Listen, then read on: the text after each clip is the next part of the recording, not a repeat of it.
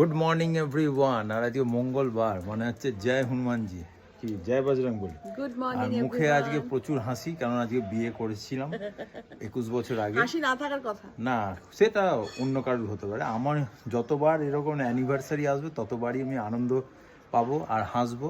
আর এটাই হচ্ছে এমন দিন যেখানে ওকে আমি পেয়েছিলাম চিরদিনের মতন, আর চিরদিনের মতন থাকতেও চাই সবসময়।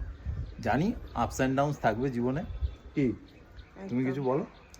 হ্যাঁ, মানে কি বলবো, মানে খুব অল্প বয়সেই আমাদের দুজনের বিয়ে হয়ে গিয়েছিল। মানে এবারে 21 বছরে পা দিলাম, 21টা বছর একসাথে কাটালাম।